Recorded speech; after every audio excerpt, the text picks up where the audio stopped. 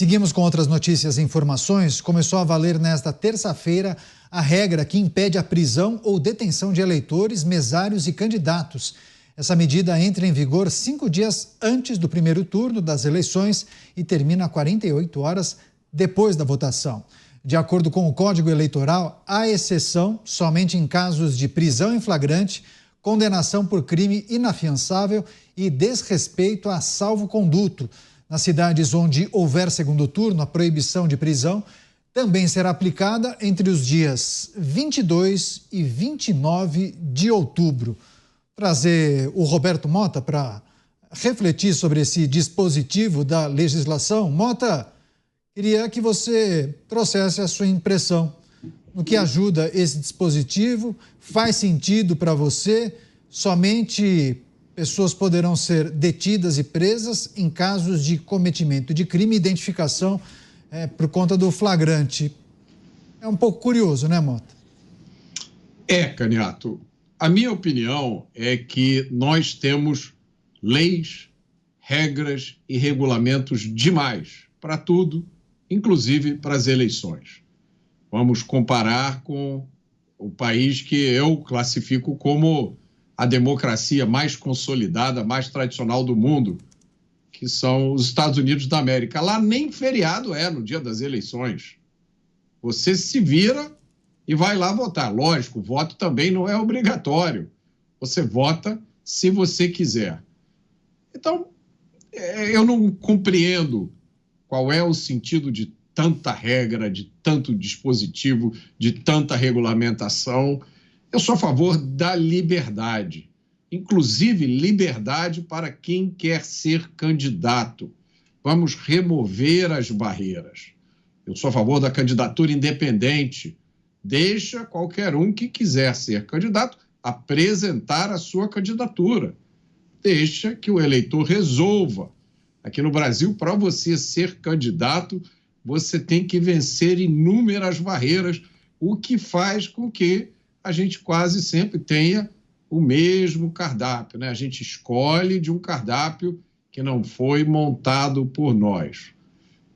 Então, eu acho que essas são as coisas mais importantes. Também sou contra financiamento público de partido, financiamento público de campanha. Acho uma vergonha usar dinheiro público para isso. Acho que cada político, cada partido tinha que correr atrás do seu financiamento. Não vejo problema nenhum em indivíduos e empresas doarem dinheiro. Aqui no Brasil, até para isso tem uma regra, né? Você, quando é candidato, o Dávila me salva aí se eu errar, mas eu não posso aceitar do Cristiano Beraldo uma doação que seja mais do que 10% da renda do Cristiano Beraldo. Como é que eu vou saber qual é a renda do Cristiano Beraldo, cara? O Cristiano Beraldo está fazendo uma doação para mim. Como é que eu vou ter a responsabilidade de não aceitar uma doação que seja maior do que 1% da renda? Então, são várias dessas regras, elas escapam completamente à órbita do bom senso e da lógica, mas são espadas que estão sobre a cabeça do candidato, sobre a cabeça do partido, que podem cair a qualquer momento. Então, o sujeito faz uma campanha. Primeiro, ele vence todos esses obstáculos para conseguir ser candidato. Aí, dentro do partido, ele vence aqueles obstáculos que querem, né, tirar o tempo de propaganda dele, que não dão dinheiro para ele. Ele consegue magicamente se eleger. E aí, 1 ano depois, 2 anos depois, 3 anos depois, ele está sujeito a ter o seu mandato cassado. Porque você descumpriu essa regra, você violou esse procedimento. Eu não acho que isso promove a democracia, eu não acho que isso promove o Estado de Direito. Eu acho que a gente tem que passar a olhar a liberdade como a opção preferencial em todo caso, inclusive nas eleições. Dávila, o objetivo do dispositivo é para garantir o equilíbrio da disputa, prevenindo que prisões sejam utilizadas como manobra para prejudicar um candidato ou um eleitor. Agora, tem um detalhe que me parece fundamental e muito curioso. Essa regra foi inserida na legislação eleitoral em 1932. Sim, 1932, para anular a influência de coronéis naquela época que tentavam intimidar o eleitorado. Bom, muita coisa mudou de lá para cá, hein, Dávila? Aliás, a lei de 1932 tentava fazer isso para anular uma outra regra, que era a eleição da Primeira República, que era uma eleição absolutamente controlada por... Tem várias figuras. Tinha uma figura interessante, era o fósforo. O fósforo era o sujeito que tinha a lista partidária. Quando o cara não aparecia, ele votava em nome daquele eleitor que não aparecia na urna. Tinham figuras excêntricas assim nesse sistema eleitoral brasileiro. E pior, quem validava os votos era justamente as assembleias legislativas estaduais, o que era o poder de verificação. E isso dava enorme poder aos governadores, que, na verdade, eles é que declaravam quem foi eleito ou não naquele sistema. Então, para acabar com esse voto controlado por essa oligarquia política estadual, criou-se, em 1932, essa lei que era justamente para evitar isso. E isso permaneceu. Agora, a gente tem uma lei, mas é o que você está falando, Canhoto, que reflete a realidade da época do Getúlio Vargas. O mundo já mudou muito e ela continua a vigor. Segunda coisa que continua em vigor, que é muito ruim para o sistema político, é o que o Mota mencionou, é o voto obrigatório. Toda democracia, o voto é livre, vota quem quiser, não é obrigatório votar, né? A obrigatoriedade, aliás, é algo antidemocrático, né? Você pega uma eleição nos Estados Unidos, em média, vota-se 46% do eleitorado. Ou seja, quase metade do eleitorado americano não está nem aí quem vai ser o presidente. Só aquele 46% é que funciona. Para deputado, esse número cai para 35%. E é isso que é a democracia. Então, o terceiro ponto, e esse para mim é o mais preocupante, o Mota defende muito aí a candidatura independente. Eu não sou contra, eu sou contra ao nosso sistema eleitoral. Nós escolhemos o pior modelo possível, que é o voto proporcional em lista aberta. Isso é um desastre total. Mota, o Brasil não carece de pouco candidato, de muito.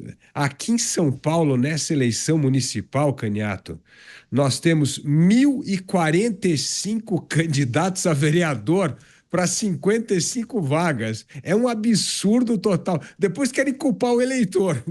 Como é que culpar o eleitor? Imagina, em 1.045 você tem que ir lá escolher o nome que você quer votar para vereador. Por que existe essa profusão de candidaturas? Porque o eleitor precisa recordar que, ao votar num candidato, ele está votando no candidato e no partido. E esse dinheiro vai para o partido. Esse voto vai para o partido. E esse voto indo para o partido ajuda a eleger outras pessoas do partido. E aí acontece um fenômeno nesse sistema eleitoral desastroso do Brasil, Canhato, que o seu maior rival como candidato de um partido não é o seu adversário, é o candidato do próprio partido. Então, é uma disputa interna do partido por esses votos da legenda. Então, o Brasil hoje tem o pior sistema eleitoral e esse sistema eleitoral acaba corroendo a credibilidade do sistema político. Então, aqui nós temos que defender o voto distrital. Isso reduziria absurdamente o número de campanhas. O que acontece no voto distrital? Não temos 55 cadeiras na Câmara Municipal, nós teríamos 55 distritos. E cada distrito pode disputar 3 ou 4 pessoas. Então, você sai de 1.045 candidaturas para mais ou menos 100, 200. E o vencedor naquele distrito é o representante do povo que mora naquele bairro. Nós precisamos urgentemente de uma reforma política para começar a moralizar o sistema político, reduzir o dinheiro do fundo partidário eleitoral, porque a campanha vai ficar muito mais barata, e acabar com essa história de que o partido precisa ter muito candidato para, na verdade, ter voto para a legenda, e o voto da legenda é o voto que eu chamo cheque especial, que ajuda a eleger aqueles que não atingiram a barreira. Quando você Aliás, falou... só um parênteses aqui, final, Canhato. Vai lá, vai lá. Na última eleição municipal, somente desses 55 vagas que tem, somente 4 vereadores atingiram o quociente de 92 mil votos que precisa para se eleger sem o cheque especial do partido. 4.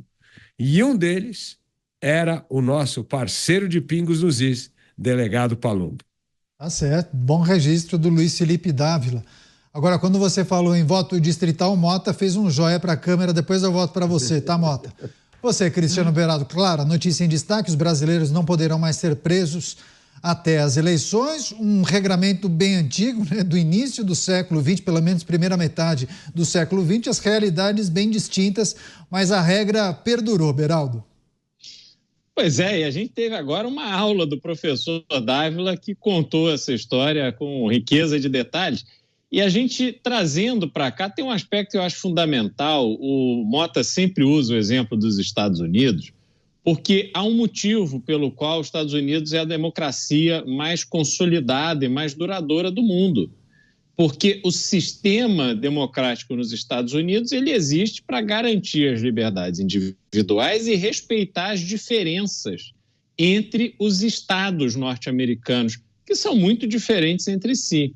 No Brasil, como a gente tem essa mentalidade de que uma lei tem que servir para todo mundo, veja se faz sentido, numa cidade como São Paulo, você ter uma lei dessa diante da realidade em que o crime organizado domina boa parte do Estado no sentido de fazer, né, um tráfico, um trânsito de drogas, de arma, etc., que a polícia vem fazendo um trabalho árduo para combater essa realidade, aí agora não pode levar ninguém preso, apesar de investigações abundantes já em andamento e coisas que vão sendo concluídas ao longo do tempo. Olha para o Rio de Janeiro. O que justifica no Rio de Janeiro você tirar a possibilidade de se realizar prisões, sabendo-se que o crime organizado, as milícias, atingem diariamente, de forma cotidiana, a rotina dos cariocas. Então, isso não faz nenhum sentido. Ah, mas lá no interior, naquela cidade pequena, lá do não sei aonde, talvez exista um abuso da autoridade como existia na década de 1930. Talvez seja verdade, mas que se aplique a regra lá, não em outros lugares que, obviamente, têm prioridade. E aí tem um outro elemento, né? Os Estados Unidos não tem voto obrigatório, as pessoas votam pelo correio. Cada local de votação faz a sua regra. Uns começam às 9 da manhã e terminam às 5 da tarde, outros começam às 8 da manhã e terminam às 10 da noite. E assim funciona, porque cada um avalia qual é a realidade que ele tem ali no seu entorno. E o Brasil vive esse faz de conta do voto obrigatório. Deixe de votar para ver o que acontece, nada. Você paga, sei lá, quanto é que deve estar, R$4 uma taxa, e a sua vida segue sem nenhum problema. E muita gente só lembra que não votou, só lembra que tem essa dívida eleitoral quando precisa renovar um passaporte, fazer alguma coisa que exija a quitação eleitoral. Vai na mesma hora, ele resolve e acabou.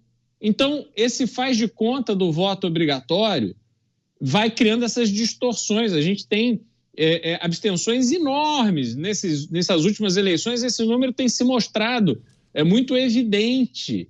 E aí a gente vê o Brasil ficar refém dessas estruturas. Mexe-se em tudo. O Mota trouxe um exemplo maravilhoso. Quer dizer, você tem que saber qual é a renda do seu doador, porque se ele doou mais do que 10% da renda que ele teve no ano passado, não é no ano atual, ano passado, aí o candidato é que responde por isso. Aí a gente fica tentando, né, ver a justiça inventando esses instrumentos que não resolvem nada, só tornam a vida do candidato, daqueles que querem se lançar, e muitos fazem isso de bom grado, com sentimento de doação para o país, para a sua cidade, para o seu estado, e aí eles são penalizados por causa desses detalhes. Mas a lei de 1930, que não deixa ninguém ser preso, essa está valendo. Então, isso tudo ajuda a tirar a credibilidade desse processo como temos no Brasil hoje.